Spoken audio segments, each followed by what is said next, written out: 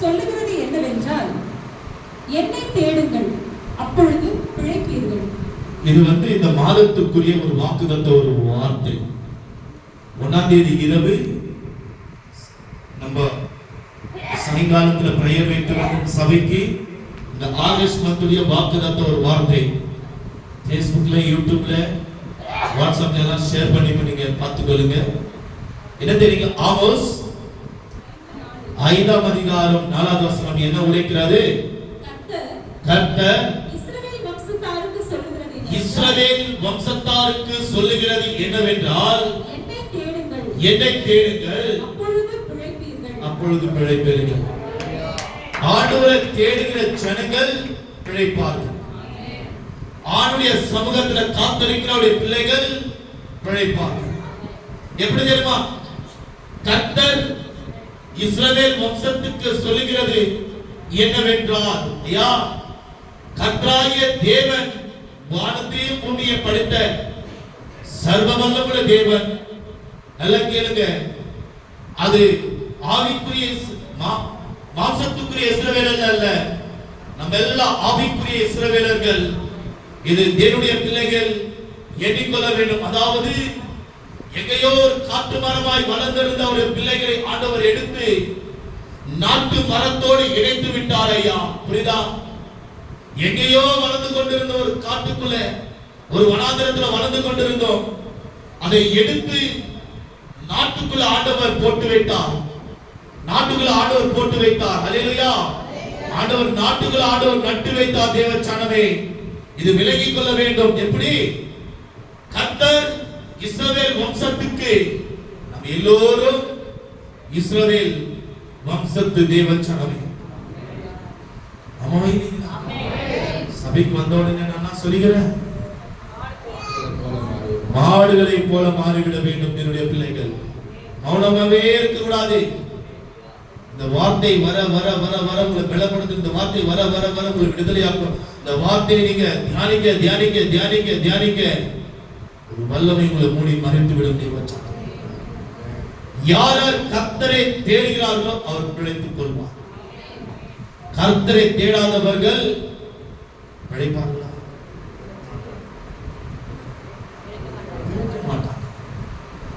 கர்த்தரை தேடுகிற ஜனங்கள் பிழைத்துக் கொள்வார்கள். உபத்திரமும் நாசமோசமும் சாத்தானுடைய இப்படிப்பட்ட கிரியைகளோ, வியாதிகளோ, வறுமைகளோ, பற்றாக்குறைகளோ, கடன் பிரச்சனைகளோ, பாரங்களோ, சுமைகளோ, கர்த்தரை தேடுகிற ஜனங்கள் தேவ ஜனமே ஆசீர்வதிக்கப்பட்டிருப்பார்கள். இல்ல நான் கர்த்தரை தேடுறது இல்லைங்க. கர்த்தர் உன்னை தேட ஒண்ணு ஆசீர்வதிக்க மாட்டார். கர்த்தரை நீ தேடாத, எதுக்கு கர்த்தர் உன்னை ஆசீர்வதிக்க? எல்லாரும் பார்த்து ஒரு கொஸ்டின், கர்த்தரை நீ தேடல, ஏன் கர்த்தர் உன்னை ஆசீர்வதிக்கணும்? உனக்கு கடங்கார கர்த்தர், நம்ம தான் கடன் பட்டு இருக்கிறோம் கர்த்தருக்கு. புரியுதா இல்லைங்களா? தினமும் ஆண்டுடைய சமூகத்தை தேவனுடைய பிள்ளைகள் தேடும். நீ எந்த அளவுக்கு தேடுகிறாயோ, உனக்கு உபத்திரம் வரும், பிரச்சனை வரும், போராட்டம் வரும், மேற்கொள்ள வேண்டும். எனக்கு ஒப்பனை ஷேர் பண்ண பாருங்க. நேற்று தினத்துக்கு நிறைய வேலை இருந்தது சபையில். இதை எடுத்து அங்கே போட்டு அந்த எடுத்துக்கு ஒருத்தரா மாறி மாறி பண்ணுறது ரொம்ப கஷ்டம் இருந்துச்சு. அது இல்லாமல் கேஸ் ஃபுல்லாக நேரு. காலையில் இருந்து ப்ரேயரில் இருந்த வீட்டில் 9 மணிக்கு சர்ச்சைக்கு வந்துடணும். ஒரு 7 மணிலிருந்து 7 மணிலிருந்து ஒரு 9, 8 வரைக்கும் நல்லா அந்நிய பாஷையில் ஜெபித்து இருந்த வீட்டில் முழங்கால் பண்ணிட்டு அந்நிய பாஷையில் ஜபத்தில் இருந்துட்டு உடனே ரெடி ஆகிட்டு சபைக்கு வரலான்னு நினைக்கும் பொழுது திடீர்னு இதெல்லாம் இழுத்து பிடிச்சிருச்சு. எல்லாம் அப்படியே இழுத்துச்சு. கேஸ் ஃபுல்லோ பின்னாடி பின்னாடி என்னால் இப்படி பெட் பண்ண முடியல, நிற்க முடியல. அந்த அளவுக்கு ரொம்ப கஷ்டமாயிடுச்சு. அழாத குறை ஒன்னே ஒன்று. சரி என்ன பண்ண, ஒரு 1/2 பத்தலாம் உட்காந்துன்னு பிரியா குத்துக்கு மேல வந்து தைலம் முடித்து ஒண்ணுமே ஆகல. எனக்கு ரொம்ப கஷ்டமாயிடுச்சு. அதோட இந்த நாளை என்ன கஷ்டம் வந்தாலும் நான் மிஸ் பண்ணக்கூடாது, போயதான் ஆகணும் சபைக்கு. ஃபாஸ்டிங் ப்ரேயர்ல போயலாம்னு சொல்லிட்டு ஒரு 1/2 மணி நேரம் ரெஸ்ட் எடுத்தேன் வீட்டில். மறுபடியும் என்ன பண்ணேன், நேரம் வந்து கீழே ஒரு டேப்லெட்டு ஃபாஸ்டிங்கில் இருக்கிறேன். ஏன்னா டேப்லெட் சாப்பிட்டா அந்த பலவீனம் எப்படின்னு சொல்லிட்டு எனக்கு தெரியும். கேஸ் டேப்லெட் வாங்கி சாப்பிட்டா செட்டே ஆகல. அது இன்னும் எவ்வளோ வேலை. அவனுடைய சமூகத்தில் இந்த நாள்கள் நான் ஓப்பனாக ஷேர் பண்ணுறேன். நிற்கத்தோட எனக்கு வேலை காலையில் கூட நான் அவ்வளோ அவசரப்பட்டேன். அவ்வளோ நாளில் கிட்டத்தட்ட ஒரு 1/2 மணி நேரம் தான் முழங்கால் படியிட முடிஞ்சு. முழங்கால் படியிட்டு கண்ணீர் சிந்தி ஆனவன் ஆண்டுடைய சமூகத்தில் தலைகாணி வைத்துட்டு திவானிட போயிட்டு கண்ணீர் சிந்து முழங்கால் படிட்டு நான் அழுவர ஆண்டுடைய சமூகத்தில் அந்த தலைகாணி முழுவதும் கண்ணீரால நிரப்பினது தேவச்சாங்க. என் அறியாமலே நான் அழுது கொண்டிருக்கேன். ஏன் ஏசப்பா, ஏன் ஏசப்பா, ஒரு ஆத்ம பாரம் தேவச்சாங்க. ஒரு ஆத்ம பாரம் என்ன தெரியுங்களா? பிள்ளைகள் ஆசீர்வதிக்கப்படும், பிள்ளைகள் சாபம் கட்டுறது. அதாவது நான் செய்கிற இந்த உபாசத்துக்கு பலன் இருக்க வேண்டும். இந்த உபாசத்துக்கு பலன் இருக்க வேண்டும். நிறைய பேருக்கு ஒரு டவுட் இருக்கலாம், ஏன் ஒரு அடிக்கடி உபாசம் போடுறாரு? ஒரு விஷயம் தெரியுங்களா? ஏசப்பா உபாசம் தரித்தாரா இல்லைங்களா? ஏன் தரிக்க வேண்டும்? ஏன் தரிக்கணும்? அவர் தெய்வமா இருந்தாலும் 100% நல்லா புரிந்து கொள்ளுங்க, ஒரு மனித அவதாரத்தை எடுத்தார். மனிதன் எப்படி இருக்க வேண்டும் என்று நமக்கு முன்னாடியாளமாக ஆண்டவர் இறங்கி வந்தார். அதனாலதான் 40 நாள் உபவாசம். 4 நாளும் தண்ணி குடிக்கிறேன், அவர் பச்சை தண்ணி கூட குடிக்கல. அவர் உபவாசம் செய்தவாஸ்தான் வல்லமைகள் வெளிப்பட்டது. அவர் உபவாசம் செய்தவாஸ்தான் விடுதலை பெற்றார்கள். அவர்கள் உபவாசம் செய்தவாஸ்தான் அற்புதங்கள் நடந்தது.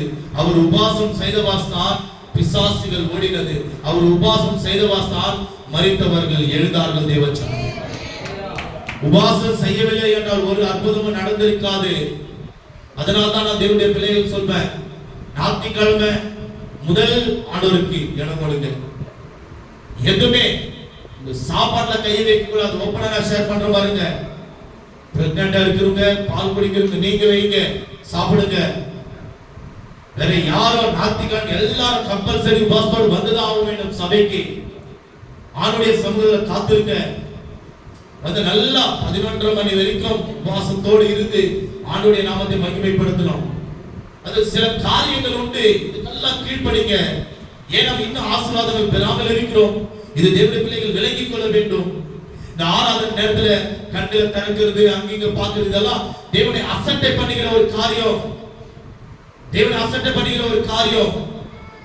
அவர் கிருபையா இருந்து என்ன தெரியுமாவும் கோபாக்கினியாய் மாறுவாரு, உக்கிரகமா மாறுவாரு. விலகிக் கொள்ளும். ஒண்ணு. இரண்டாவது ஒரு காரியம், சைலண்ட்ல போடுங்க. எல்லாரும் மொபைல சைலண்ட்ல இருக்கணும். சபைக்கு வந்த உடனே எல்லாரும் மொபைல் சைலண்ட்ல இருக்கணும். கர்த்தருக்கு மேல ஒரு கொம்பனும் இல்லை. ஒப்பனை நான் ஷேர் பண்றேன். கர்த்தருக்கு மேல ஒருவரும் இல்லை. இது கர்த்தரை நீங்க அசட்டை பண்ணுகிறது. அதுக்கடுத்து சில சபைகளுக்கெல்லாம் நான் போய் பார்ப்பேன். அப்பதான் உட்கார்ந்து பைபிள் படிப்பான். ஆராதனை நேரத்தில் தான் பைபிள் படிக்கிறது. புரிதா இல்லைங்களா உங்களுக்கு? ஆராதனை நேரத்தில் தான் பைபிள் எடுப்பாங்க. மெசேஜ் நேரத்தில் பைபிள் திறக்க மாட்டாங்க. மெசேஜ் நேரத்தில் பைபிள் திறக்க நான் நிறைய சபையில போய் பார்த்திருக்கேன். மெசேஜ் நேரத்தில் பைபிள் திறக்க மாட்டாங்க. ஆராதனை நேரத்தில் தான் பைபிளை திறந்து ஆராதிச்சிருப்பாங்க. கோயிலுக்கு வந்து ஆராதனை செய்து அபிஷேகத்தில் நிறைந்து ஆராதனை செய்து இருப்பாங்க. அந்த நேரத்தில் தான் பைபிளை திறந்து விசுவாசிக்க பைபிளை திறந்து தியானித்திருப்பாங்க. எவ்வளவு பெரிய விசுவாசம் தெரியுமா? இதெல்லாம் வந்து மாற்றிக்கொள்ள வேண்டும். தேவனுடைய பிள்ளைகள் இந்த சின்ன சின்ன விஷயத்தெல்லாம் மாற்றிக்கொள்ள வேண்டும் ஐயா. இதெல்லாம் தான் நம்ம ஆசீர்வாதத்தை நம்ம எழுந்து கொண்டு இருக்கிறோம். தேவச்சனமே உணர வேண்டும். இன்னும் நிறைய காரியங்கள் இருக்கு. ஏன் தெரியுமா? இந்த இடத்துல தான் உங்களுக்கு ஆசீர்வாதம். இந்த மகா பரிசுத்த ஸ்தலத்தில் தான் நீ கட்டவிழ்க்க விட முடியும்.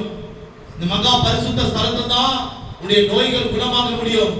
இந்த மகா பரிசுத்த ஸ்தலத்தில் தான் நீ மோட்சத்தை அடைய முடியும். தேவச்சனமே நல்லா விளங்கிக் கொள்ள வேண்டும் ஐயா. வாழ்க்கை என்பது ஒரு பிரயாணம். எல்லா ஜனங்களும் விளங்கிக் கொள்ளுங்க. வாழ்க்கை என்பது ஒரு பிரயாணம். ஊழியக்காரங்க என்ன தெரியுமா? அந்த பிரயாணத்துல ஒரு போர்டு நாங்க, அதாவது ஒரு வழிகாட்டி. ஊழியக்காரர்கள் நாங்க ஒரு வழிகாட்டி. எதுக்கு வழிகாட்டுவது? நீங்க அந்த பிரயாணத்துல இலக்கத்தை, அதாவது அந்த இலக்கத்தை எங்கோ, உதாரணத்துக்கு எங்கோ ஒரு ஊருக்கு டிராவல் பண்ணி போயிருக்கீங்க, கார்லயோ பஸ்லயோ ஏதோ ஒரு ஊருக்கு போர்டு பாக்குறோம், நம்ம அந்த போர்டை பாக்குறோம், அந்த போர்டு ஏதோ ஒரு போர்டு சென்னைன்னு எடுத்துக்கொள்ளுங்க, இல்ல ஏதோ ஒரு பெயர் அந்த இடத்துல எழுதப்படுது, அந்த வழி குறிப்பு காண்பிக்கிறது, அதை நோக்கி அந்த இலக்கத்தை நோக்கி அடிக்கிறோம். ஊழியக்காரங்க அந்த போர்டு மாதிரி தான், புரியுதா உங்களுக்கு? ஊழியக்காரங்க அந்த போர்டு மாதிரி தான் அந்த வழி காட்டுவோம். அந்த வழியை அடைவதும் அடையாததும் உங்களுடைய கரத்தில் இருக்கிறது. அந்த போர்டை தெளிவாய் நீ பார்த்தால் அங்கங்க கட்டுகள் வரும், ரோடுகள் பிரியும். ஆனால் நீ அந்த ரோடை பார்க்காத, அந்த போர்டை பார்த்து கொண்டு சரியான பாதையை நீ நோக்கி ஓடனா, இவ்வளவு வழி இருக்கிறது, என் இஷ்டத்தின் பிரகாரம் போர்டு போட்டு இருக்காங்க, அது ராங்கா இருக்கா இல்ல, அது எதுக்கு நான் வேற வழியில போறேனா, ஷார்ட்கட்ல போறேனா, கூகுள்ல மொபைல்ல கூகுள் இருக்குது அதை போட்டு போறேனா, சரியான இலக்கத்தை நீ அடைய முடியாது, சரியான ஆசீர்வாதத்தை நீ பெற முடியாது. சாபை என்கிற கட்டுக்குள்ள நீ விழுந்து விடுவாய். விலகிக் கொள்ளுங்க. வார்த்தைக்கு கீழ்ப்படிந்தாக வேண்டும். வசனம் என்ன தெரியுமா இருக்கிறது? ஊழியக்காரர் யாரு தெரியுமா? யாரு? ஆண்டுடைய நாவு. ஆண்டுடைய நாவு தான் நாங்கெல்லாம். இதை விலகிக் கொள்ள வேண்டும். ஏன் தெரியுமா? வார்த்தை அப்படிதான் உரைக்கிறது. மத்தியஸ்தன், ஊழியக்காரன் என்பது ஒரு மத்தியஸ்தன், கர்த்தருக்கும் மனிதனுக்கும் நடுவாக நிற்கிறவர் தான் ஊழியக்காரர்கள். நடுவாக நிற்கிறவர் தான் ஆண்டுடைய நாவு ஊழியக்காரர்கள். வசனம் உரைக்கிறது, கேட்க வேண்டும் தேவனுடைய பிள்ளைகள், இந்த வார்த்தைக்கு அங்கீகரிக்க வேண்டும். எடுத்துக்கொள்ளலாம். ஒரு 10 நிமிஷம் நீங்க நேரம், எனக்கு ஒரு 10 நிமிஷம் கொஞ்சம் எக்ஸ்ட்ரா நேரத்தை ஒதுக்கி கொடுங்க. எனக்கு கம்ப்யூட்டர் சர்வீஸ் இருக்குது. வார்த்தை தான் முக்கியம். நமக்கு ஆண்டு நம்மோடு பேசுகிறார். 19ஆம் அதிகாரம், ஆதியாகமம் 19ஆம் அதிகாரம் 14 இருந்து 24 வரைக்கும் நம்ம படிக்கிறோம். அப்பொழுது லோத்து புறப்பட்டு தன் குமாரத்திகளை விவாகம் பண்ண போகிற தன் மருமக்கள்மாரோட பேசி, நீங்கள் எழுந்து இந்த ஸ்தலத்தை விட்டு புறப்படுங்கள், கர்த்தர் இந்த பட்டணத்தை அழிக்கப் போகிறார் என்றார். அவனுடைய மருமக்கள்மாரின் பார்வைக்கு அவன் பரியாசம் பண்ணுகிறதாக கண்டது. கிழக்கு வெளுக்கும் போது அத்தர் தூதர் லோத்தை நோக்கி, பட்டணத்துக்கு வரும் தண்டனையில் நீ அழியாதபடிக்கு எழுந்து உன் மனைவியையும் எங்கே இருக்கிற உன் 2 குமாரத்திகளையும் அழைத்து கொண்டு போ என்று சொல்லி அவனை துரிதப்படுத்தினார்கள். அவன் தாமதித்துக் கொண்டிருக்கும் போது கர்த்தர் அவன் மேல் வைத்த இரக்கத்தினாலே அந்த புருஷர் அவன் கையையும் அவன் மனைவியின் கையையும் அவன் 2 குமாரத்திகளின் கையையும் பிடித்து அவனை பட்டணத்துக்கு வெளியே கொண்டு போய்விட்டார்கள். அவர்களை வெளியே கொண்டு போய் விட்ட பின்பு அவர், உன் ஜீவன் தப்ப ஓடிப்போ, பின்னிட்டு திரும்பாதே, இந்த சமபூமியில் எங்கும் நில்லாதே, நீ அழியாதபடிக்கு அலைந்து ஓடிப்போ என்றார். அதற்கு லோத்து, அப்படியல்ல ஆண்டவரே, உமது கண்களில் உமது அடியேனுக்கு கிருபை கிடைத்ததே, என் பிராணனை காக்க தேவரீர் எனக்கு செய்த கிருபையை பெரிதாக விளங்க பண்ணினீர். மலைக்கு ஓடி போக என்னால் முடியாது, தீங்கு என்னை தொடரும், நான் மறைந்து போவேன். அதோ அந்த ஊர் இருக்கிறதே, நான் அதற்கு ஓடி போகத்தக்கதாய் அது கிட்ட இருக்கிறது, சின்னதுமாய் இருக்கிறது, என் பிராணன் பிழைக்க நான் அங்கு ஓடி போகட்டும், அது சின்ன ஊர் தானே என்றார். அதற்கு அவர், நீ கேட்டுக்கொண்ட ஊரை நான் கவிழ்த்து போடாதபடிக்கு இந்த விஷயத்திலும் உனக்கு அனுக்கிரகம் பண்ணினேன். தீவிரமாய் அங்கே ஓடி தப்பித்துக்கொள், நீ அங்கே போய் சேரு மட்டும் நான் ஒன்றும் செய்யக்கூடாது என்றார். ஆகையால் அந்த ஊர் சோவார் எனப்பட்டது. லோத்து சோவாருக்குள் வரும்போது பூமியின் மேல் சூரியன் உதித்தது. அப்பொழுது கர்த்தர் சோதோமின் மேலும் கொமோராவின் மேலும் கர்த்தராலே வானத்திலிருந்து கந்தகத்தையும் அக்கினியையும் வர்ஷிக்க பண்ணி, அந்த பட்டணங்களையும் அந்த சமபூமி அனைத்தையும் அந்த பட்டணங்களின் எல்லா குடிகளையும் பூமி பயிரையும் அழித்து போட்டார். அவன் மனைவியோ பின்னிட்டு பரவும் ஆனாள். ஆமென். எத்தனை பேர் தெரியுங்களா இந்த வேளையில நம்ம உப்பு தூணா இருக்கிறோம்? அது உண்மை. அதை போட முடியும். பாத்தீங்களா? இஸ்ரவேல் கைப்படி பாருங்க. இன்னும் அந்த இடத்துல அந்த உப்பு தூண் இருக்கிறது. இஸ்ரவேல் தேசத்துல, இஸ்ரவேலா எந்த இடத்துல தெரியல, ஆனா இஸ்ரவேல் தான் நினைக்கிறேன். அந்த பகுதியில், அந்த பகுதி சைடுல இன்னும் அந்த உப்பு தூண் இருக்கிறது. தேவச்சனம் வேதம் உண்மையும் சத்தியமானவை. இன்னும் எத்தனை பேர் இந்த வேலையில ஒரு தூணாய் நம்ம நின்று இருக்கிறோம். இந்த தூண் பிரயோஜனம் உள்ளதா பிரயோஜனம் இல்லாததா? இந்த பில்லர் இங்க இருக்க 4 பில்லர். ஆனால் இங்க இருக்கிற தூண் பிரயோஜனம் இல்லாதது. இந்த வேலையில தேவனுடைய பிள்ளைகள் நம் எல்லோரும் பிரயோஜனம் இல்லாத ஒரு தூண்களாய் மாறி இருக்கிறோம் ஐயா. எப்படியா? பிரயோஜனம் இல்லாத ஒரு தூணாய் மாறி இருக்கிறோம். சில பில்டிங் எல்லாம் நீங்க போய் பாருங்க, சில கட்டடத்தெல்லாம் கட்டி விட்டு பில்லர்களை எழுப்பி தூண்களை எழுப்பி அப்படியே விட்டு வைத்திருப்பார்கள். அந்த பில்லர் ஒன்றுக்கே பிரயோஜனம் இல்லாத அது மக்கி போய் இருக்கும். தேவச்சனமே, வந்திருக்கிற தேவனுடைய பிள்ளைகள், உங்களுடைய வாழ்க்கையும் மக்கி போன ஒரு நிலைமையில் தான் நம்ம வந்திருக்கிறோம். யோசிக்க வேண்டும், ஏன் பிரயோஜனம் இல்லாத ஒரு தூணாய் நான் நின்று கொண்டிருக்கிறேன்? பிரயோஜனம் இல்லாத என்னுடைய வாழ்க்கை ஒரு தூணாக நான் இருக்கிறேன். யோசித்து பாருங்க. ஒரு பில்லர் என்றால் கட்டிடத்தை தாங்கி பிடிக்க வேண்டும். ஆனால் நம்முடைய வாழ்க்கை பில்லராக தான் இருக்கிறது, பிரயோஜனம் இல்லை. அந்த இடத்துல நடந்த ஒரு சம்பவத்தை நான் உங்களுக்கு விவரிக்கலாம் என்று விரும்புகிறேன். இந்த 19ஆம் அதிகாரத்தை தேவனுடைய பிள்ளைகள் தியானிக்க வேண்டும் ஐயா. 19ஆம் அதிகாரத்தை, ஆதியாகமம் 19ஆம் அதிகாரத்தை முழுமையாக நீங்க வீட்டுக்கு போய் தியானித்து பாருங்க. அதனுடைய காரியம் என்னவென்று ஆவியானவர் உங்களோடு பேசுவார். எவ்வளவு முடிதோ அவ்வளோ நான் உங்களுக்கு விவரிக்கலாம் என்று நினைக்கிறேன். அல்லேலூயா. நான் விவரிக்கலாம் என்று நினைக்கிறேன். நல்ல ஒரு காரியத்தை புரிந்து கொள்ளுங்க. ஆபிரகாமுடைய சகோதரனுடைய பிள்ளைதான் லோத்து.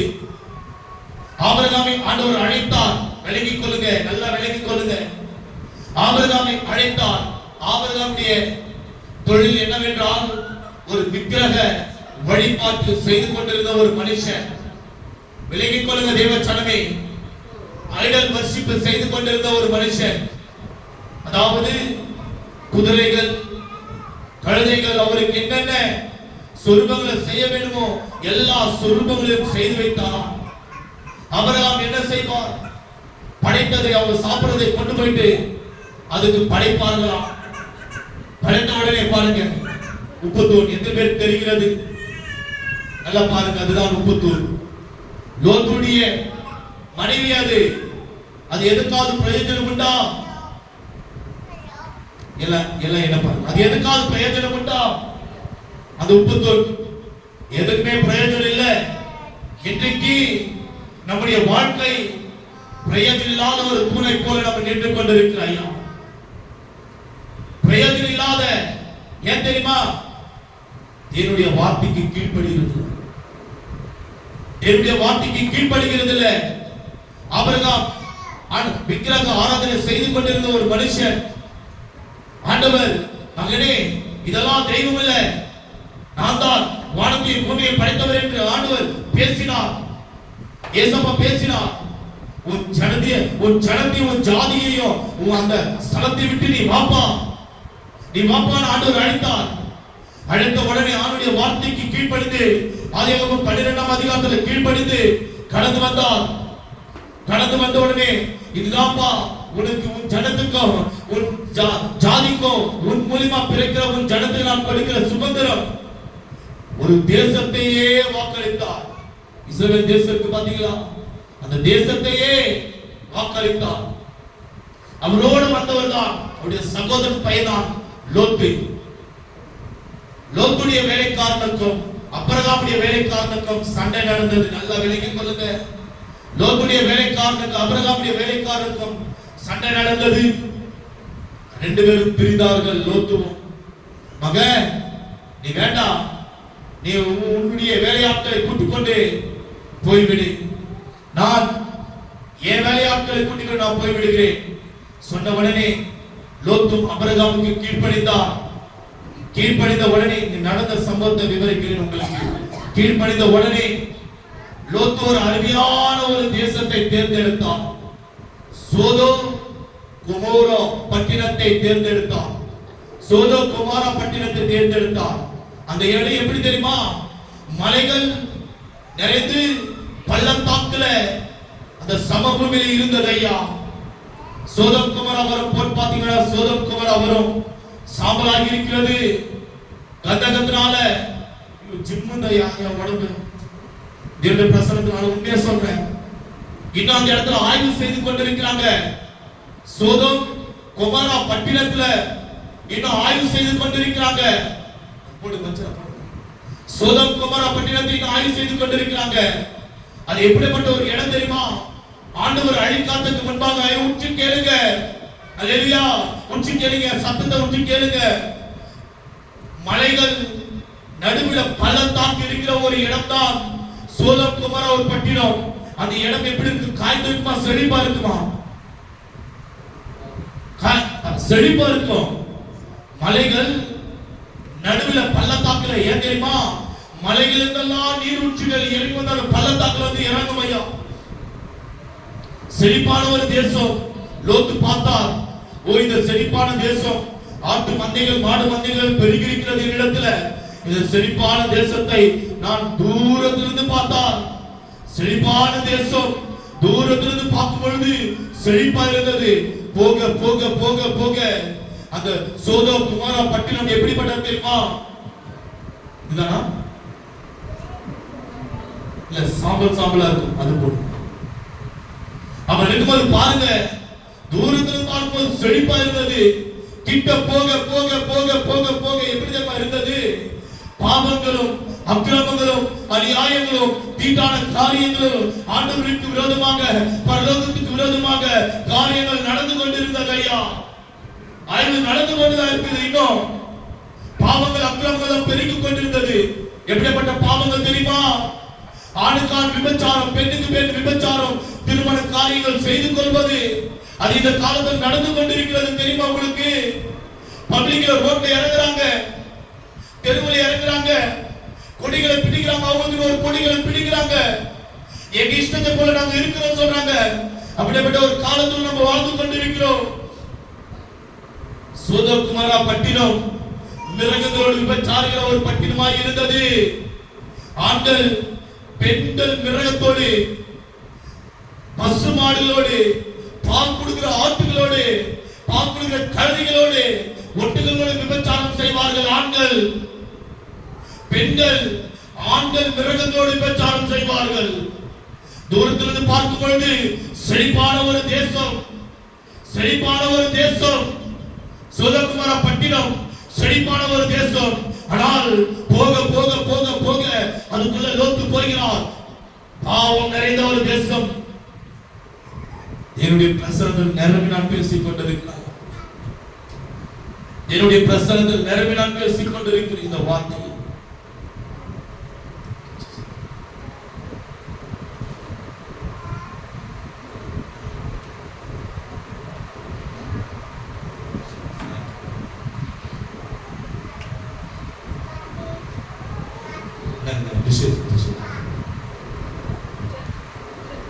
அவனுடைய பிரசன்னத்தில் நின்று நான் பேசிக் கொண்டிருக்கிறேன். இந்த வேலை விபச்சாரமே. லோத்து சென்று விட்டான். அந்த பூமியுடைய சத்தம் எப்படியா? அந்த பூமியுடைய கூக்குரல் பரலோகத்தை பரலோகத்தை நோக்கி எட்டினது. இந்த பூமியுடைய கூக்குரல் சத்தம் பரலோகத்தை நோக்கி எட்டினது. வீட்டுக்குள்ள ஏதாவது பாவ காரியங்கள், நீங்க இருக்கிற இடத்துல ஏதாவது தீட்டான காரியங்கள் ஏதாவது நடந்தால் அந்த 4 சவுரும் அந்த இருக்கிற அந்த வீட்டுடைய அஸ்திவாரம் அப்பாவை நோக்கி கூக்குரலிட்டு அழுமா, அப்பாவை நோக்கி கூக்குரலிட்டு அழுமா. அந்த 4 சவரங்கள் எசையா எசையா என்று கூக்குரலிட்டு அழுமா. தேவ ஜனமே, அந்த 4 சவுத்துக்குள்ள செய்கிற பாவங்கள் அக்கிரமங்கள் கண்ணீர் சிந்துமா. அப்பாவை நோக்கி எச்சரிக்கையாயிருங்க. தேவ ஜனமே, ஆண்டவரை தேடுகிறவர் பிழைப்பார்கள். வாக்குத்தத்தம். தேடுங்க, ஆண்டுடைய சமூகத்தை நாடுங்க. இது ஆண்டவர் கொடுக்கிற ஆலயம். உச்சி முதல் உள்ள பாதவரை ஆண்டவர் கொடுக்கிற ஆலயம். அநேக பேர் ஆண்டவருடைய ஆலயத்தை கெடுத்துக் கொண்டிருக்கிறார்கள். எப்படி? குடித்துவிட்டு சிகரெட், உலக காரியங்களுக்கு, கஞ்சா, விபச்சாரம், வேசித்தனம், காம விகாரம் என்று. தேவ ஜனமே, நீங்க கெடுத்துக் கொள்ளாதீங்க. இது ஆண்டவர் தந்த ஆலயம். கெடுத்துக் கொள்ளாதீங்க. ஆண்டவருடைய வசனம் என்ன சொல்கிறது? உன் சரீரத்தில் ஏதாவது ஒரு கீறல் இருந்தாலும் நீ பரலோகத்தை அடைய முடியாது. நீ அந்நிய பாஷை பேசலாம், நீ ஆராதிக்கலாம், நீ தேவனை தொழுது கொள்ளலாம், பிரசனத்தில் ஏன் தீர்க்கதரிசனங்களை உரைக்கலாம். ஒரு பச்சை குத்தி இருந்தாலும் பரலோகத்தை எட்ட முடியாது, பரலோகத்துக்கு போக முடியாது. எச்சரிக்கையாயிருங்க. நான் உண்மையை சொல்றேன். கீறல் இருந்தாலும் உன் சரீரத்துல கீறி கொள்ளாதே என்று வசனம் உரைக்கிறது. உன் சரீரத்தை ஆண்டவர் கொடுத்தது இது. ஆண்டவர் உனக்கு எப்படி கொடுத்தாரோ நீ அப்படியே கொடுக்க வேண்டும். அதை விட்டு ஆண்டவர் உனக்கு எப்படி கொடுத்தாரோ நீ அப்படிதான் கொடுக்க வேண்டும். அதை விட்டு நீ கீறி, நீ காயப்படுத்தி குத்தூராய் கொடுத்தாலேனா ஆண்டவர் துக்கப்படுவார். வீட்டு வாடகை அநேக பேர் வீட்டு வாடகை தான் இருக்கிறோம், வாடகை வீட்டுல தான் இருக்கிறோம். ஒடிச்சு நாசம் பண்ணி கொடுத்தா சும்மா இருப்பாங்க? வீட்டு ஓனர் சும்மா இருப்பாங்க? விட மாட்டாங்க. நான் உண்மையை சொல்றேன். அவங்க வந்து கேட்பாங்க, ஏன் நீங்க இப்படி பண்ணீங்க? அதுக்குரிய தண்டனை தரணும். என்ன தெரியுமா தண்டனை? சம்பாதிக்கிறது எல்லாமே கஷ்டப்பட்டு சம்பாதிப்போம். அப்படி கொடுத்துருவோம்.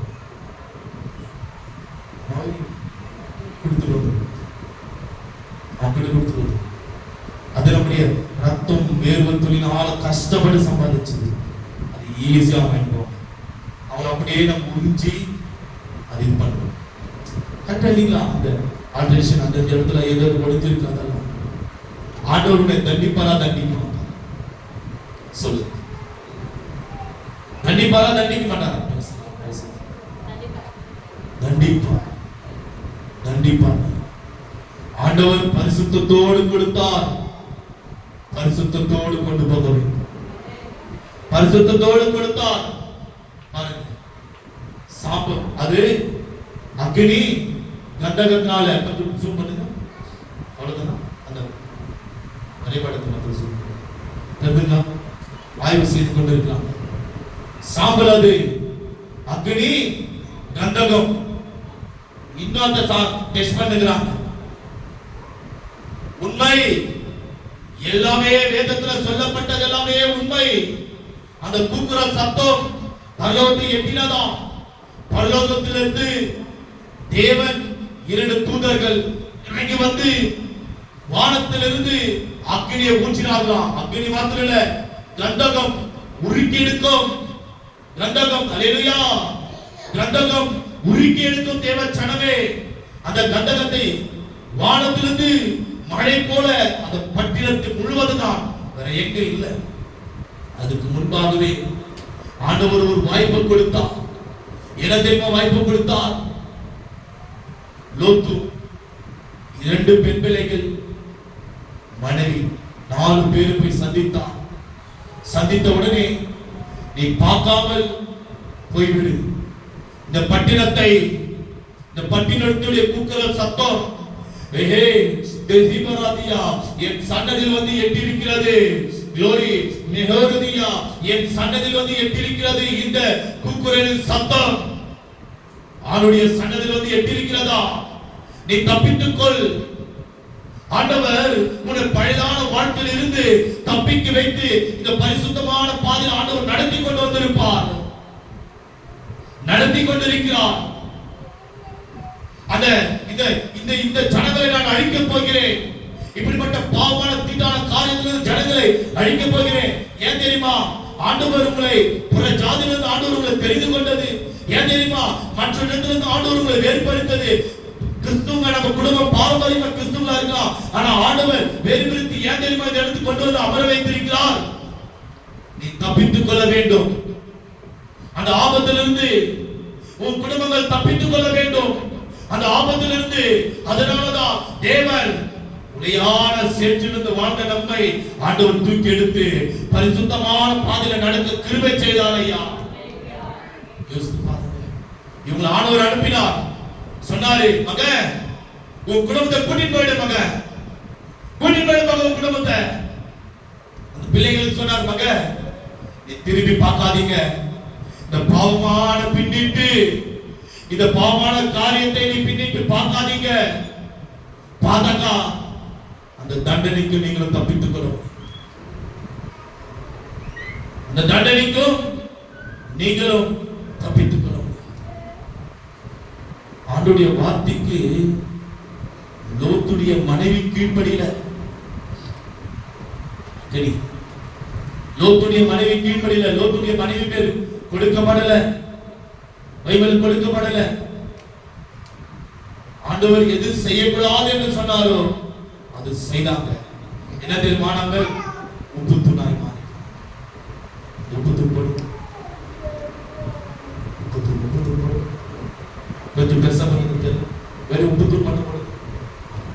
இது ரியல், இது உண்மை. இப்போது கூட இருக்கிறது அந்த இடத்துல. நீங்க இப்போது கூட பார்க்கலாம். நீங்க கூகுள்லயோ இல்ல உங்க யூடியூப் சேனல்ல நீங்க பாருங்க. அதுதான் உப்பத்தூர் இந்த பகுதியில் இருக்கு பாத்தீங்களா? இதுதான் லோத்துடைய மனைவி. ஏதான பிரயோஜனம் இருக்கிறதா? அந்த சோதகுமார பட்டினத்தை திரும்பி பார்த்தார். ஆண்டுடைய வார்த்தைக்கு கீழ்ப்படித உப்புத்தூணாய் ஒரு சிலையாய், சிலை கூட இல்ல, ஒரு கல் உப்புத்தூணாய் நின்றிருக்கிறார். ஒரு தூண், அவ்வளவுதான். பாருங்க, நல்லா பாருங்க, நல்லா பாருங்க. உப்புத்தூண். ஏன் தெரியுமா நம்முடைய வாழ்க்கையில ஒரு வெற்றியை பார்க்க முடியவில்லை? ஆண்டவர் சொல்றாரு, பழைதான வாழ்க்கையை பின்னிட்டு நீ பார்க்க கூடாது. பழைதான வாழ்க்கைக்குள்ள நீ போனேனக்கா இந்த நிலைமை தான். இல்ல பார்த்தாதீங்க, அந்த நிலைமை தான். பழைதான வாழ்க்கைக்குள்ள, அதாவது ஆண்டவர் இந்த பாவமான வாழ்க்கையை திரும்பி பார்க்காதவான்னு சொல்றாரு. உங்களுடைய வாழ்க்கையில நீங்க எண்ணிக்கொள்ளுங்க, நான் விவரிக்க முடியாது. நீங்க எண்ணிக்கொள்ளுங்க, நான் எந்தெந்த காரியத்துல பழைதான வாழ்க்கைக்குள்ள இருந்தேன், எப்படிப்பட்ட வாழ்க்கைக்குள்ள வாழ்ந்து கொண்டிருந்தேன். ஆனா ஆண்டவர் என்னை இப்படி அழைத்திருக்கிறார். ஏன் என் வாழ்க்கையில ஒரு சமாதானம் கிடைக்கல? ஏன் என் வாழ்க்கையில ஒரு சந்தோஷம் கிடைக்கல? ஏன் என் வாழ்க்கையில ஒரு மனமகிழ்ச்சி கிடைக்கல? ஏன் தெரியுமா? நீ பின்னிட்டு பார்க்கிறாய், நீ பின்னிட்டு பார்க்கிறீங்க. நான் எப்படி இருந்தேன், நான் எப்படி வாழ்ந்து கொண்டிருந்தேன். உன் வாழ்க்கை, உன்னுடைய வாழ்க்கையும் நீ நம்பின மனிதர்களும், நீ பேர் புகழ் கார் மங்களா உங்க பரலோகத்துக்கு கொண்டு போகும்.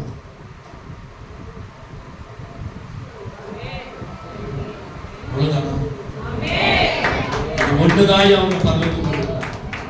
கார் உன்னை பரலோகத்துக்கு கொண்டு போகுமா? பணம் உன்னை பரலோகத்துக்கு கொண்டு போகுமா? பேர் புகழ் உன்னை பரலோகத்துக்கு கொண்டு போகுமா? நாமளும் உங்களை பரலோகத்துக்கு கொண்டு போக முடியாது. நீ வாழ்கிற வாழ்க்கை மாத்திரம்தான் உன்னை பரலோகத்துக்கு கொண்டு போகும். நான் மறுபடியும் சொல்கிறேன், வழிகாட்டி. நாங்கள் ஒரு வழிகாட்டிகள், அவ்வளவுதான். என் வார்த்தைக்கு நீங்க கீழ்ப்படிந்தால் அந்த வழியை கரெக்டா இலக்கத்தை அடைய முடியும். நினைத்துக் கொள்ளுங்க, உப்புத்துணாய் மாறிவிட்டு உயிர் போயிட்டு இப்பொழுது நம்முடைய வாழ்க்கை அப்படிதான் இருக்கிறது. வாழ்ந்து வாழாத போல வாழ்ந்து கொண்டிருக்கிற ஒன்றுத்துக்கும் பிரயோஜனாத ஒரு வாழ்க்கை. ஏன்? உப்புத்துணாய் மாறி இருக்கிறார். உப்புத்துணாய் மாறி இருக்கிறோம். உங்க சிந்தனைக்குள்ள பழைதான வாழ்க்கை, உங்க சிந்தனைக்குள்ள நினைத்திருக்கலாம். எப்படி? ஐயோ, பழைய சிந்தனைக்குள்ள அநேக குழப்பங்கள், அநேக பாவங்கள், அநேக தீட்டான காரியங்களை நம்ம வாழ்ந்திருக்கலாம். மாத்துங்க, உங்களுடைய சிந்தனையை மாத்துங்க.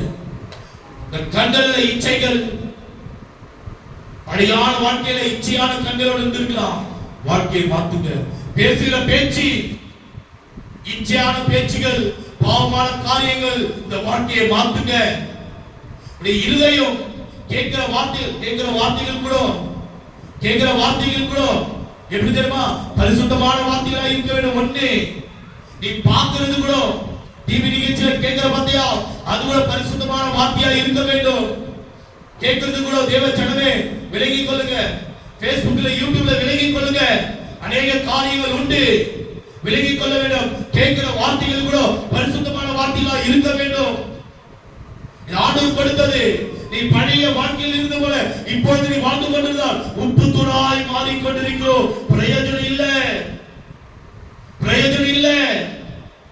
ஒரு உப்பு தூளாய் அது எதுக்கான பிரயோஜனம் இருக்குதா? கட்ட முடியுமா? ஏதாவது கூட பாருங்க, இந்த மாதிரி கட்டினாலும் நின்று இருக்கும். சில பழைய பங்களா, பூத்து பங்களா சொல்லுவாங்க, பழைய பங்களா போய் பாருங்க, பில்லர் கட்டி முடிச்சிருப்பாங்க. அந்த மறுபடியும் ஆல்டரேஷன் பண்ணி அப்படியே ஏற்ற மாட்டாங்க. மறுபடியும் அந்த ஆல்டரேஷன் பண்ணி தான் மறுபடியும் ஏற்றுவாங்க ஃப்ளோர். பிரயோஜனம் இல்லாத அப்படி விட்டு விடுவாங்க. உடைய இருதயத்தை பரிசுத்தப்படுத்தணும். பழைய வாழ்க்கை இருந்தது, நீ ஆண்டவர்களை வாழ்ந்து ஐயா இந்த வாழ்க்கை பரிசுத்தமும் பரிசுத்தமும் பரிசுத்தமும். அதுதான் கிறிஸ்துவுடைய வாழ்க்கை. ஏதோ ஒரு சடங்கா சாரத்தோடு நாம் வருகிறோம் வாழ்கிறோம் அல்ல. கிறிஸ்துவுடைய வாழ்க்கை நீ இப்படிதான் வாழ வேண்டும், நீ இப்படிதான் ஜீவிக்க வேண்டும், நீ இப்படிதான் வாழ வேண்டும், நீ இப்படிதான் ஆண்டுடைய சமூகத்தில் காத்திருக்க வேண்டும். இதுதான் வாழ்க்கை. இல்லை என்றால் உன்னுடைய வாழ்க்கை எப்படி தெரியுமா? ஒரு உப்புத்தூள், ஒரு உப்புத்தூள். அதுபோல்தான் நம்முடைய வாழ்க்கை மாறிக்கொண்டிருக்கிறது. விலகிக் கொள்ள வேண்டும் தேவனுடைய பிள்ளைகள். நம்முடைய வாழ்க்கை மாற வேண்டும் என்றால் பின்னிட்டு பார்க்காதீங்க, அந்த காரியத்தை பின்னிட்டு பார்க்காதீங்க. ஆண்டவர் அழைத்திருக்கிறார், அப்பா என்ன அழைத்திருக்கிறார். பிரச்சனையா கவலைப்படாதீங்க, போராட்டமா கவலைப்படாதீங்க, உபத்திரமா கவலைப்படாதீங்க, சாத்தானுடைய கிரியா கவலைப்படாதீங்க, நாச மோச செயலான கவலைப்படாதீங்க, குடும்பத்தை சிதறடிக்கிறான கவலைப்படாதீங்க, பிரச்சனைகளை தூண்டுறான கவலைப்படாதீங்க, வியாதிகளை கவலைப்படாதீங்க, வறுமைகளை கவலைப்படாதீங்க. எது இருந்தாலும் என் தேவனாகிய கர்த்தர் உங்களோடு இருக்கிறார்.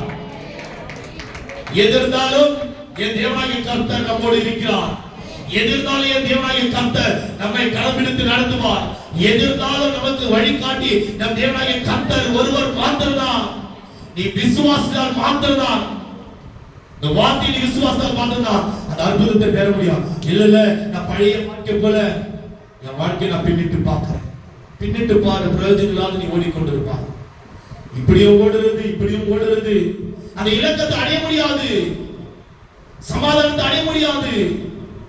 புரிஞ்சு கொள்ளுங்க, சமாதானத்தை அடைய முடியாது.